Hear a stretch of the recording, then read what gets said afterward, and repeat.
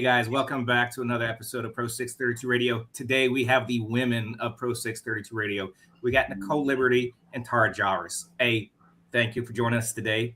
Well, let's just get to it. Nicole, hey, give us a rundown about you and your racing. Sure. So, Nicole, I just started Pdra 632. I've been racing 632 for, probably 8 or 9 years now. I came out of juniors, went into an open comp and bracket and up to 632, but I just started with Pdra last year. It's been a ton of fun and learned so much just switching over because the competition is so much stiffer than anywhere else I've been. Yeah, we slowly have progressed to we do everything in-house with our own car. So we obviously manufacture our own transmission, but we also put together our own motors, my dad and myself. My uncle Vince has been a huge part of it. He taught me pretty much everything that I know about it, but he's taught me to the point that I can put my motors together in my own shop. And yeah, so it's pretty much me and my parents and just out having fun, enjoying it while we can. Now, do you don't do your own machining on your motor? Wait, I'm sorry, what? You don't do your own machining on your motors, do you? Not totally. We don't do our own hone, but I'll clearance my block or if I need to replace sleeves and all of that. But no, we do send the blocks out to hone or either Musey or Holbrook. Both of them have taken care of us for that. And there's nobody. Hey, Jason, hold on. Let's get the introductions first. Come on. Hey, Pdra, go ahead and introduce yourself. Hi, I am Pdra Jarvis. I got into racing. It's not like I woke up one day and was like, I want to be a race car driver. I was kind of thrown into this when I was invited to go to a school for fun. Tom Jarvis. If I say Topper, I'm referring to Tom Jarvis. That's just his nickname that we gave him. If you want to get into that conversation, we can get into that later. I'll explain why we call him Topper.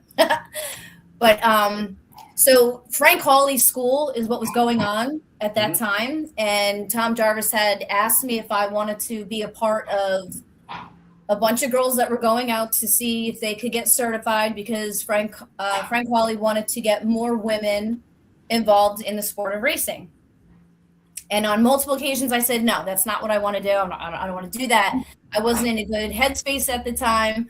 I was going through a really bad divorce. I was raising 2 children, and I just felt like it would be a selfish thing for me to do if I had left and gone away to go do this school. But anyways, after multiple times of him asking me to go, I just kept saying no. And eventually I talked to my parents about it. I said, this guy's asking me if I want to go out and get certified and have fun with driving a race car. What do you think I should do? They said, you know what, Pdra, just go. Have fun. Do something for yourself for a change. Stop worrying about everything around here and let loose a little. So I said, if Tom Jarvis asks me one more time, then I'll say yes and I'll go. And about a week before the class was going to start, he did. He asked one more time and I said, all right, fine. And I went out. I did very well.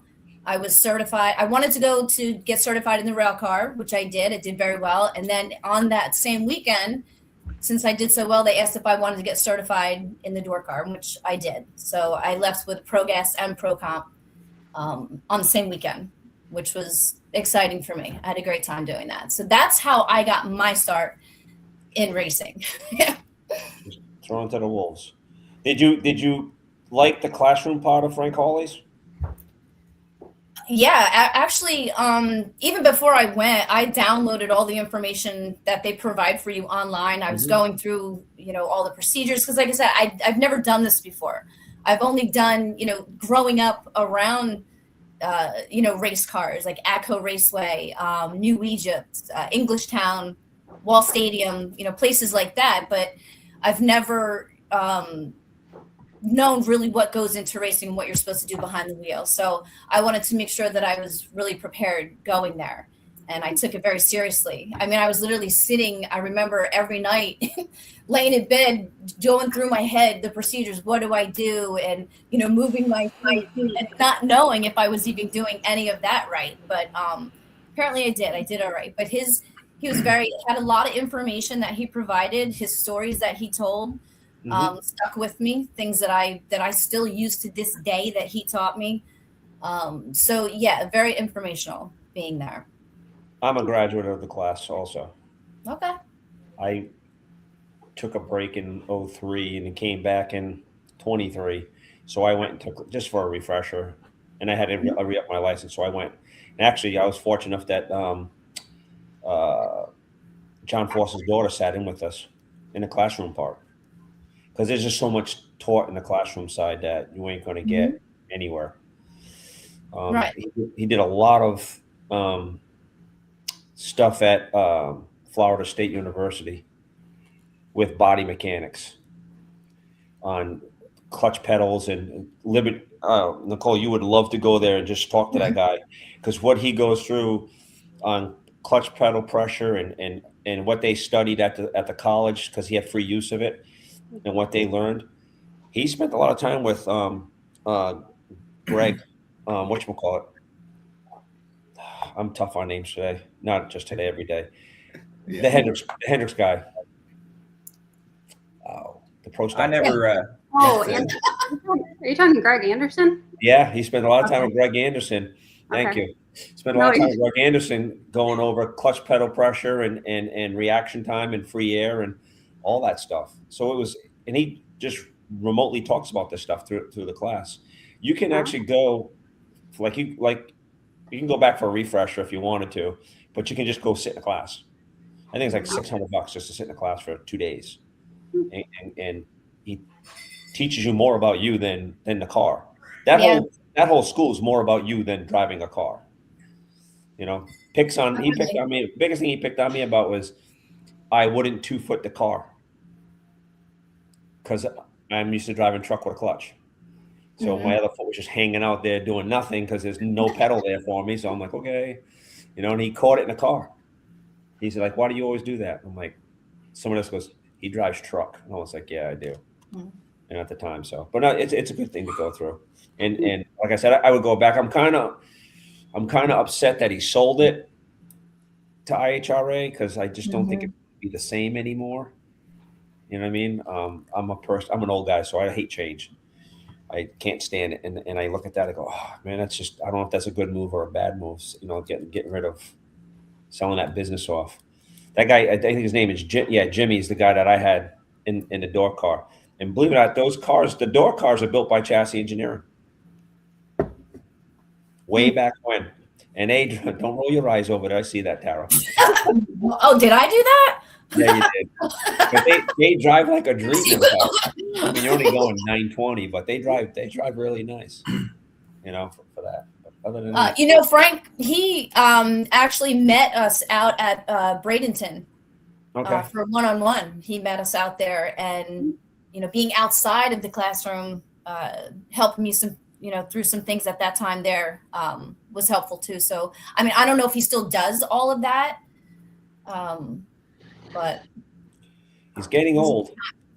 You know, he's getting up there in years. So go back to Nicole, what I was saying earlier. So you just basically send your blocks to Pat or somebody else to do?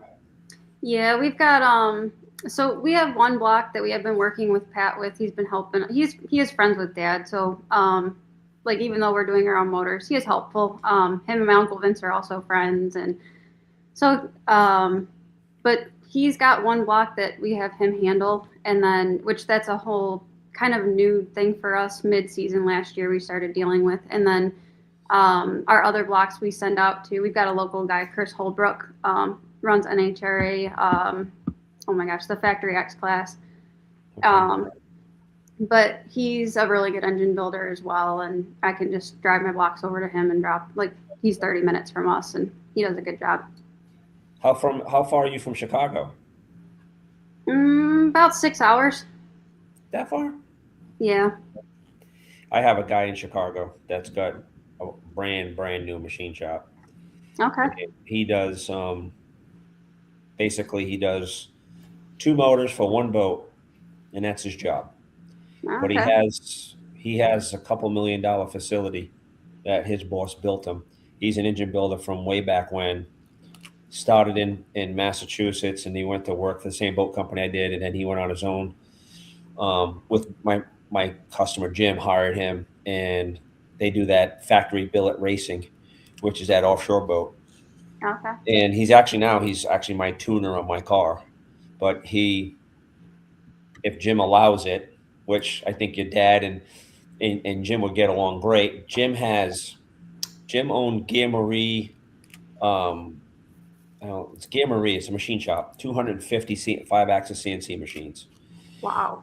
Yeah, that he just sold that whole company out, and then he went to work for the company that bought him out and Mastercraft, and now he's running all them companies. Okay.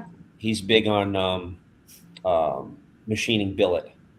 He can. So like the motors in this car, it's got a proprietary block. They 3D printed Inconel water jacketed headers. They did themselves. People that Mike works directly with, he works for he does a lot of stuff with Proline. So I mean, an option for you. You know what I mean? Okay. It's It's not good that to know. far from you. You know what I mean? And when you Yeah. ever do come out to a PDRA race, I will introduce you to Mike and your dad, to you guys, and you guys can see if he can work something with you guys to help you out. Very knowledgeable. Very, very All right. knowledgeable. Hey, Jason, Yes. talking about that, when you're coming out to the PDR race, Nicole, what does your schedule look like for joining the PDRA this season? So we're right now. It's really hard to say. We are kind of just playing it day by day. We just released a huge product for us at work, and it's had Dad and I at the shop for 14-hour days, really. Just trying to get the design done, and then it's turned into like a domino effect of we already have so it's a 4-speed version of an H pattern transmission. We've already got the 5-speed now, potentially promised to be at PRI this year because of something that came up just last night. So hopefully soon. We're definitely not going to be at the one next week or 2 weeks, whenever it is. We're just playing it day by day. We're hoping to be out there. It's the hard part is we ended last season slower than we would like to compared to like the top guys in the field, and we haven't had a chance to really do any R&D. I think we need to work on the like our non-lockup setup with the Liberty. The options that we have for drive units, I don't think has the fluid manipulation we need. So that's something that we really need to work on developing ourselves, I think, to be more competitive. That, or if you go to like a lockup 5-speed, is a great option. But it just, we're committed to our 3-speed, and it's just the time it takes to go testing, and we're hopefully going to get there to just slower than we wanted to be, slower pace, I guess, than we wanted to be getting to that point. And Mr. Kyle's taking a backseat this year too, right? He's not racing. So we did put him in our other car. He'll be out with us whenever we do make it out. We're gonna have him race the Cavalier. I'm gonna race the Firebird. So we have him in 632. Yeah. Yep. Nice. So yeah, we will at least have 2 cars coming out with us. It's just when we can get out there. I wish I had an answer for it, but yeah, it's understandable. Business got to come first. That's the hard part about the family business. That has to be priority, because if you don't make money there, we don't have the money to go racing. So yep. No, I'm in the same boat, and yeah, sometimes I shouldn't go, and I go anyway just because I need the break. Exactly. Last year we sacrificed a lot with the shop. We wanted to have this product out last season, and we actually gave up a lot with the shop just to be able to make it. Because PDRA, you're taking a week off because you want to test right before, and then like we've got Steve Summers that comes with us, and he's a crucial part of our team too. And coordinating his schedule with our schedule, it was a lot. Definitely, we committed to it. We kind of knew what we were signing up for, but at the end of the season, we were tired and very behind at work. So yeah, it's a juggling act, definitely. It is. I mean, no matter what, it's a week for me. I can't. There's no way around it. Right. Yeah. You know, Yeah, you have a long drive. You're probably one of the furthest teams, right? Yeah. Look at Patrick rolling his eyes. He's like, yeah, we are. Hey, so I just looked at going to just for me and Jordan were on the phone today, and he's going to VMP. I said, how long for you? And he's like 16 hours. I'm like, God, how long is it to go out? And I look, I'm like, if I leave right now, it's only 12, which that turns into like 16 anyway. Right. I don't even have to stop for fuel. I can make it from here to there, but I stop before I go in, so I don't have to worry about generator fuel. Yeah. But and I'm the only one that drives. Jordan has, Pawpaw and himself. So once I start rolling, I'm rolling. I usually leave right after work. So I've already put in 10, 12 hours and I drive, and I'm like, I get there, I'm beat. I'm already tired before the shenanigans begin. Tara's she's almost centrally located over there in Jersey Shore. Yeah, same thing. I know it's long She just goes ding, ding, ding, here, there, little dot. All over. Yeah. And it's Virginia, I can make that in 10 minutes. Yeah. So Tara, the same question to you. So we know you went there to the last race, but engine failure or whatever happened, and you wasn't able to qualify. My assumption you're coming to the next one, if possible. What's the schedule look like for you? So yeah, there was we'll say not total engine. It was nothing crazy, nothing catastrophic. We have a great group of guys, companies that we're working with now. Unlike in the past, we've had our fair share with the eye rolling and all that. But moving forward, we're working with a new engine builder, Total Engine Concepts. They're out of Riviera Beach, Florida, and we're working with a new chassis company, which is Pinnacle Race Cars, and they're out of Orlando. So they already have the engine. As soon as we left, Mike took the truck with him, sent it out to the guys. They have it. They're working on it. I don't believe that we're going to make Galat, unfortunately. I do believe that we will be ready for it's Virginia after that, correct? Yes. I believe so. So, I mean, to be honest, I'm pretty sure it's not going to be until Virginia. I would love to be there. We have been down, like I said, we've had our fair share, but we've been able to get through all of it. And even if we're not racing, sometimes we just show up because we want to be there to support our fellow racers, see how everybody's doing. It's like our extended family being out there. So, regardless if we're racing or not, we do try to, show our face and, let people know that we're still there. There's we're coming back. We're going to come back strong. I mean, this is a new, everything is brand new.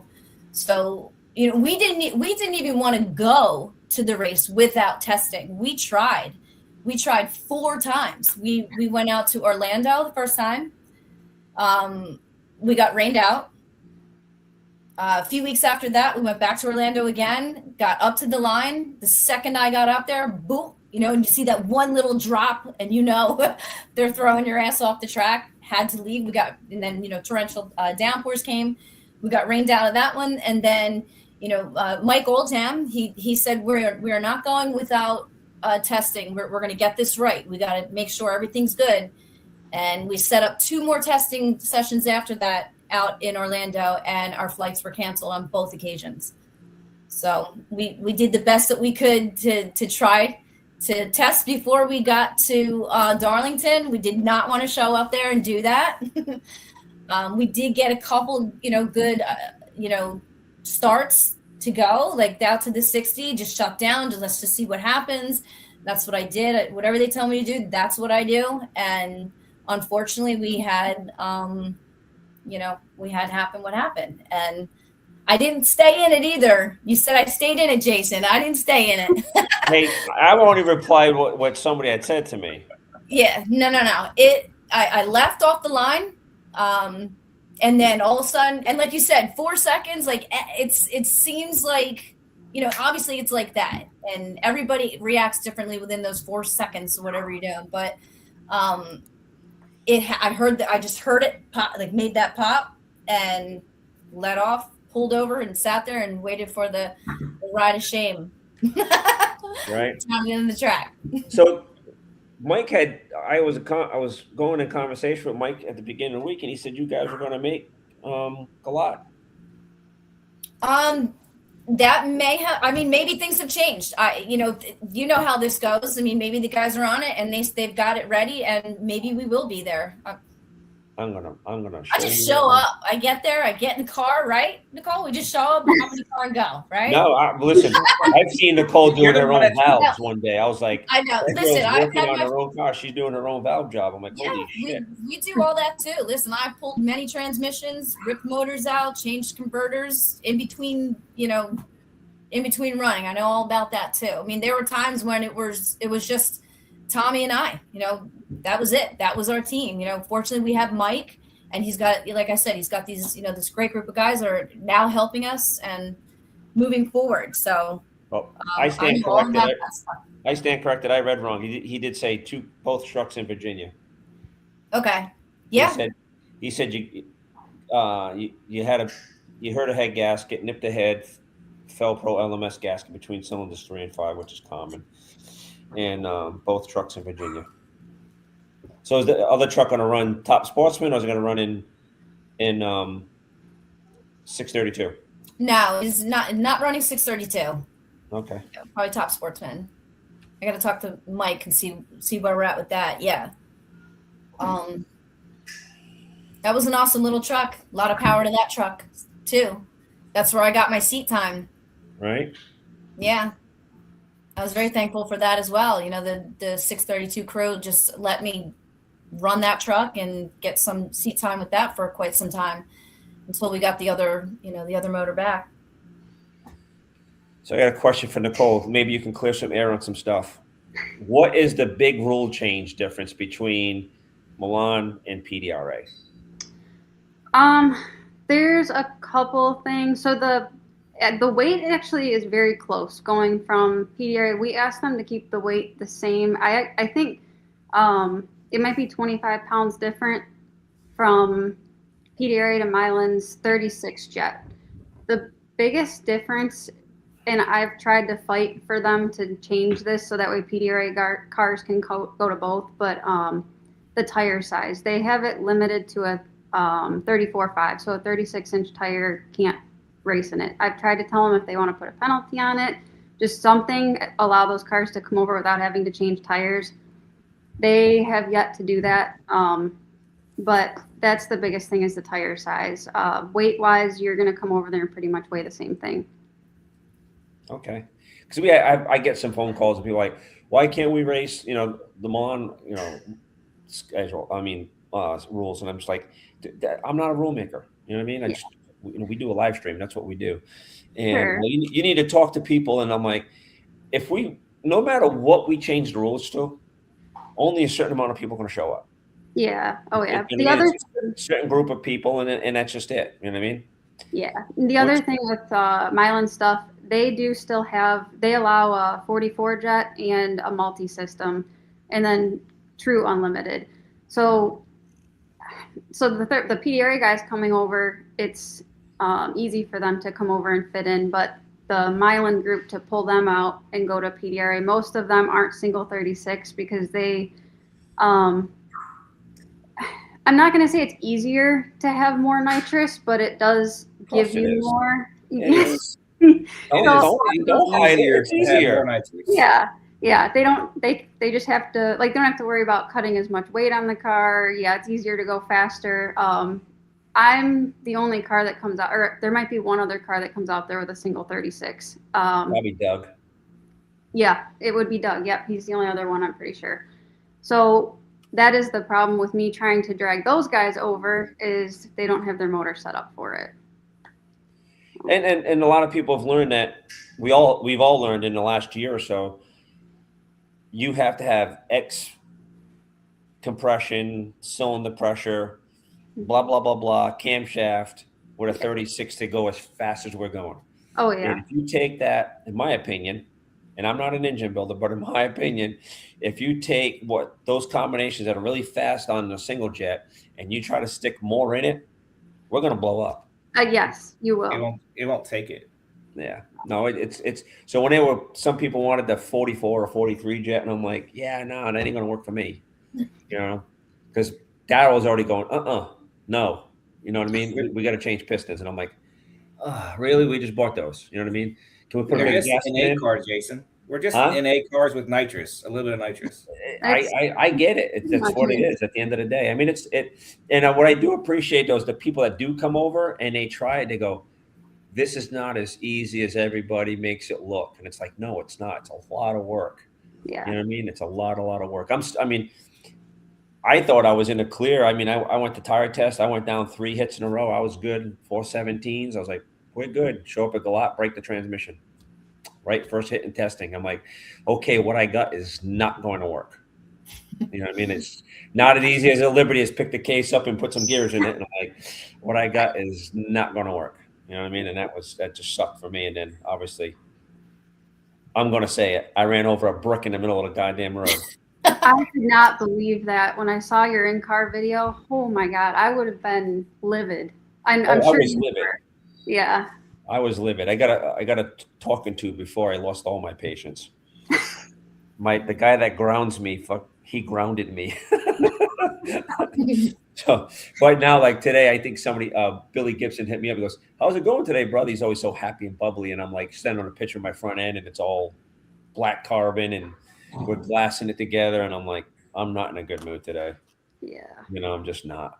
But it happens. You know what I mean? It's not like I'll say it again. It's not any racer's fault. It's the track's fault. Oh yeah. You know what I mean? But So Nicole, going to the statement earlier, you want to make sure you have the power to compete, right? You want to be in the top half of the field no matter what. Yeah, absolutely. What was you running at the end of the year last year? in the top. Wait, what? In the top half. Well, yes. Okay, so what was your best number last year? It was a 14 with a 7. Or a 14. So what you're saying 14. Now is a 14 with a 7. I'm going to pull up some numbers from this last qualifying. Okay. So you can see where you fit in. Number 1 was a 9, right? Or yeah. No? Yeah. 12. 9 or 10. Yeah. It was a 12, right? Well, you're right. You're right. It was a 12. Okay. During the eliminations, they ran a 9 or a 10, right? We had 2 eliminations. JC won a 9, and Pittman won a 9. Yep. Okay.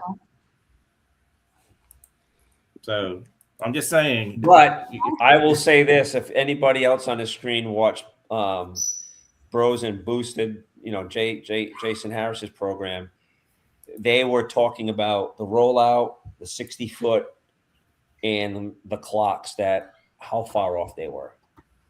Really? So Jason was saying he usually runs a delay box in his car, and he usually runs 20 to 30 numbers in it, and 20 to 30, and he's usually a 20 or a 30, and he was going red.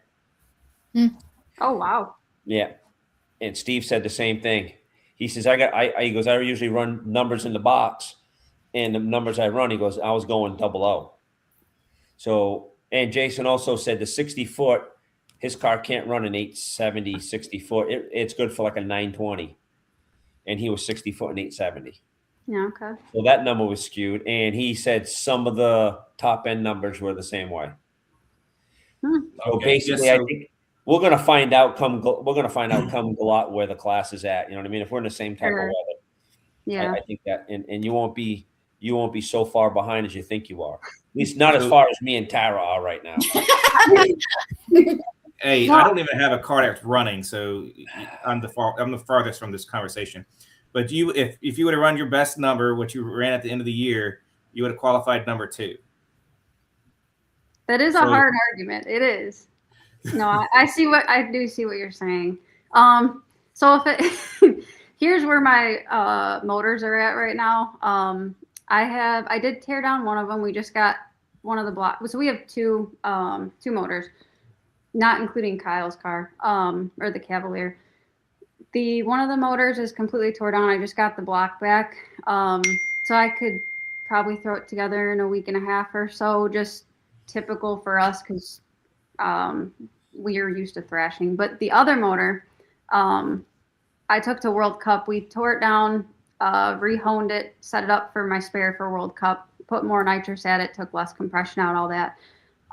So I have to rebuild that one. So I guess it came down to a lot of time that we did not have to be able to get ready for this race, and then to be able to go testing and make sure everything is back to the way it was from the World Cup setup. That was a lot of it.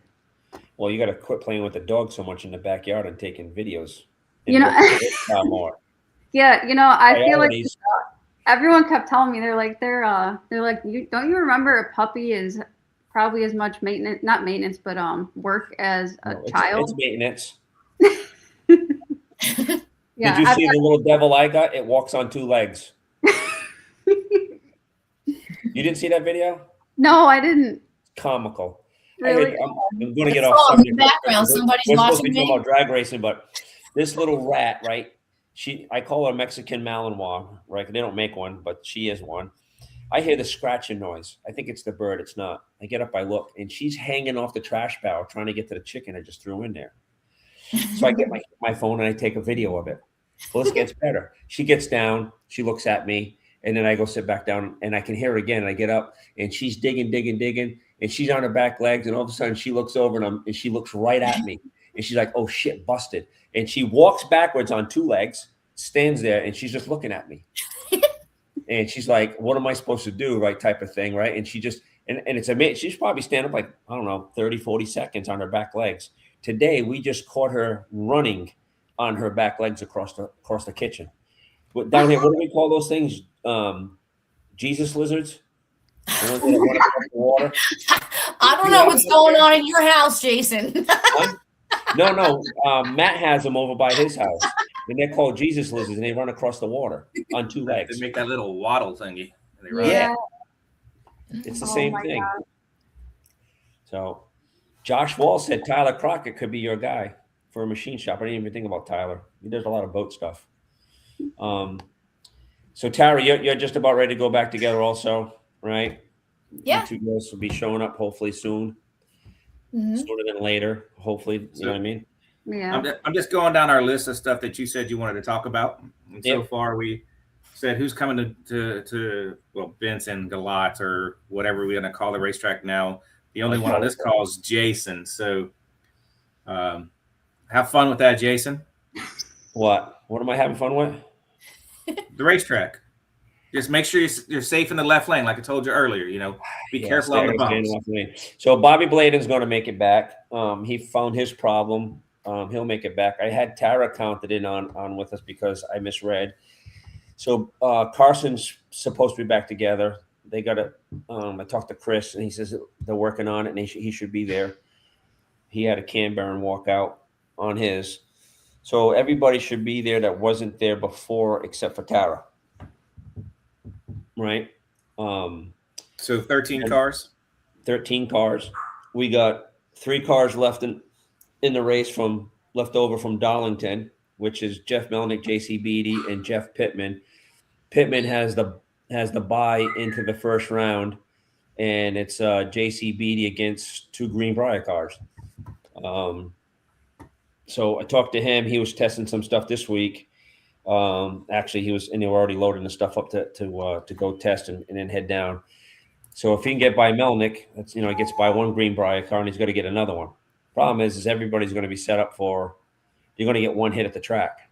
That's all you're going to get, and then go from there. So that's going to be a good watch, I would think, to see how that works out. You know what I mean?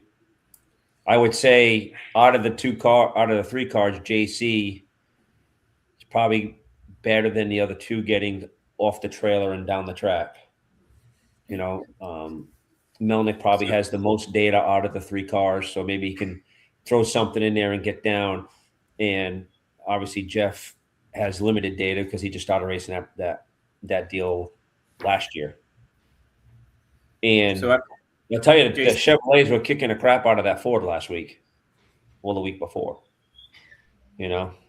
Which I thought is pretty good. You know what I mean? That somebody's finally figured out how to get around Jeff. So if it's JC, it's JC. So just looking at, I pulled this up so we can all just look at it for a second. So we got, as you said, JC and Melnick, and Pittman gets to go to the final round. Yeah. So we know he's going to use that first round qualifying elimination round as his test bed to see how fast he can go, period.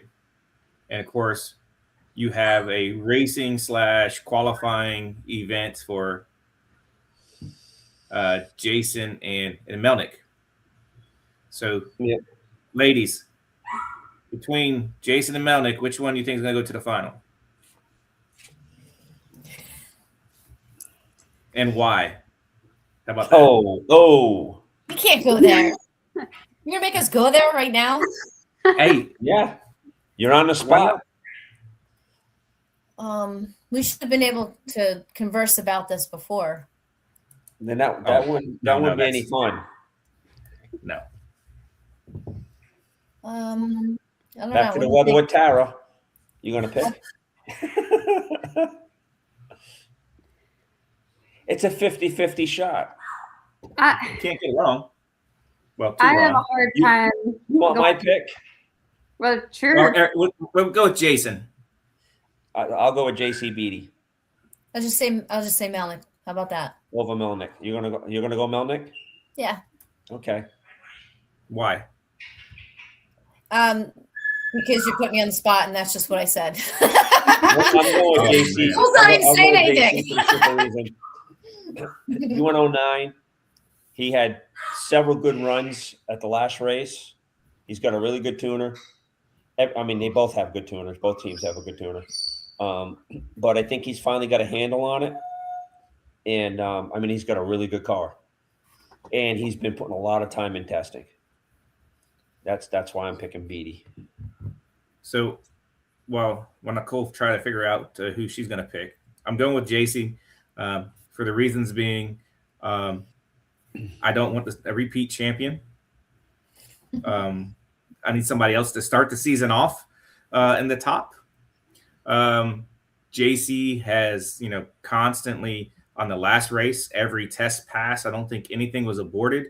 He went A to B every pass and was fast every pass. He qualified number 1. He went a 409 first in a hotter, or was a cooler day? I don't part of the day where Pittman went the second round, a 409 with only 0.02 mile an hour difference. So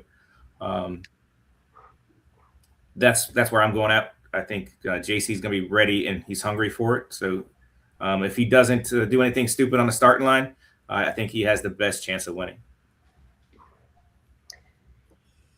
This one's tough for me.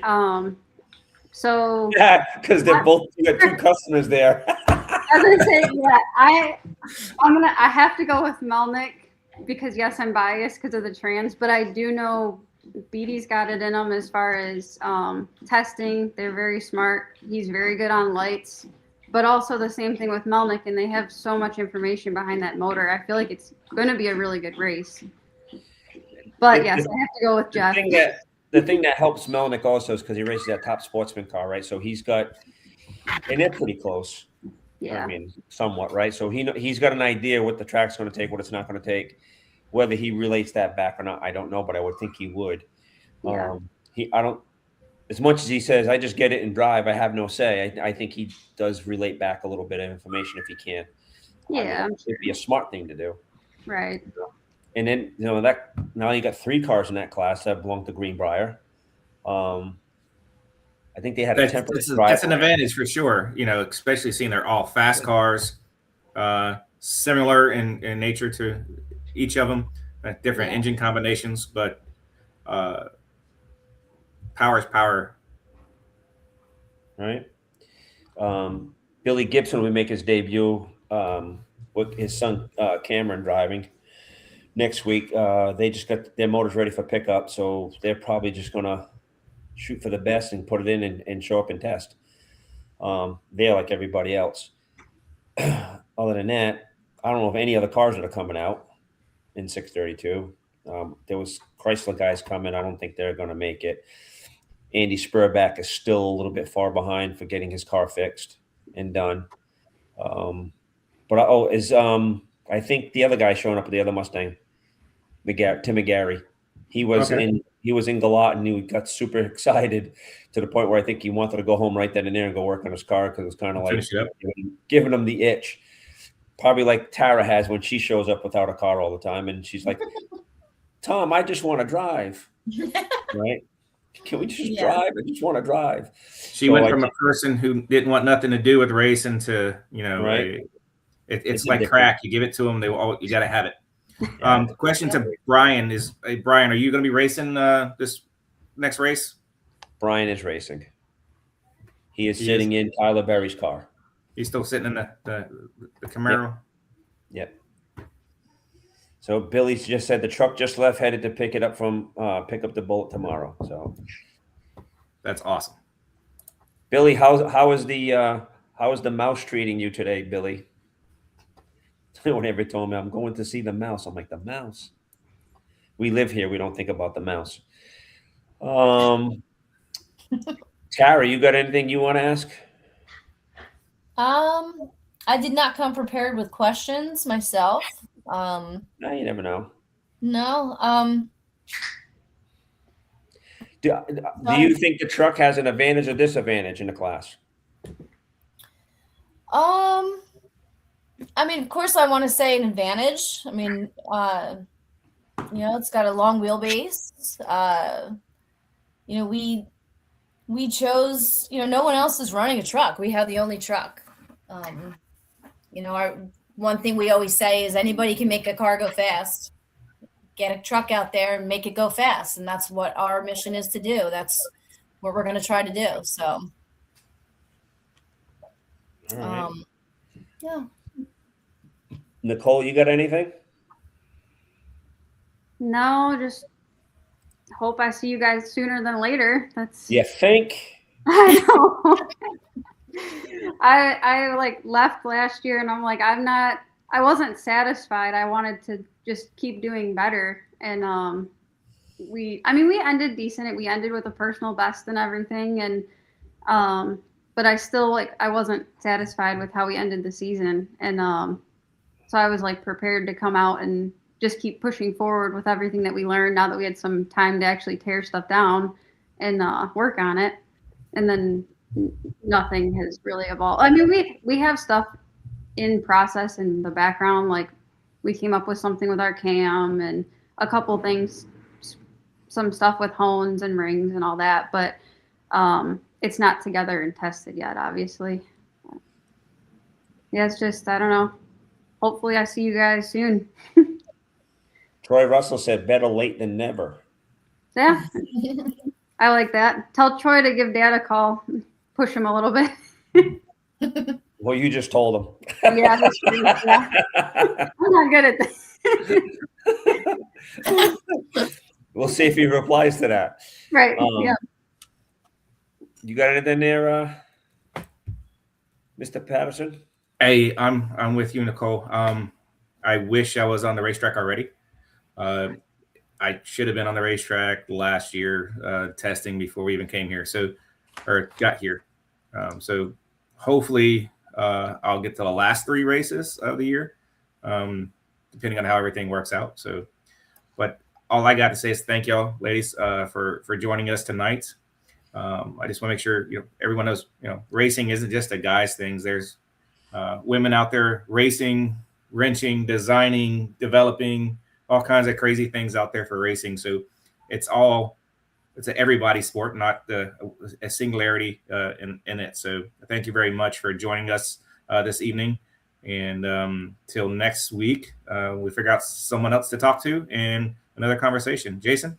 I just wish we could get Lexi Tanner on with us. She's just been super busy with school. And hopefully she makes it back out soon to race. Yeah, I hope so. That's a good fast car in a class, you know what I mean? And she's a great driver. Exactly. Yeah. Yeah, she did the same. She started high in the numbers and just took it slow. When kept dropping down. Every race we went to was just getting better and faster. Yep. That's what we were trying to do. Education's important, but racing's even more important than her. Education. I see that shirt. I love it. I want to get it. Right. I got that other shirt that says "My therapist quit on me." It's perfect. Fits Well, me at least if we don't get out there with the truck, we have Taylor. Taylor's doing the junior, so How much longer is she in juniors for? Well, she's going to be 17, so she's out. I mean, she's going to be out. She can move up soon. Yeah. So when's she going to start driving a truck? Possibly. Yeah. You're going to need a bigger hauler. What's that? You're going to need a bigger hauler. We'd have room. We can do it. Okay. Yeah. I mean, because we got Mike now. You know, Mike meets us at the races, and he's going to help us with the little truck. We have the big truck, and then we can, whatever she's going to decide to do at that point, we'll be able to get it in there. Okay. All right. Well, that's all I got. You want to close out, Patrick? Yep. Hey, thank you once again. Thank you very much for joining us. Thank you to Mark Williams Enterprise for sponsoring the Pdra Pro 632 class, and to Procom ELE for supporting the Pro 632 radio show. Thank you very much, and y'all have a great time. Yeah, thank you. See you next week. Bye-bye.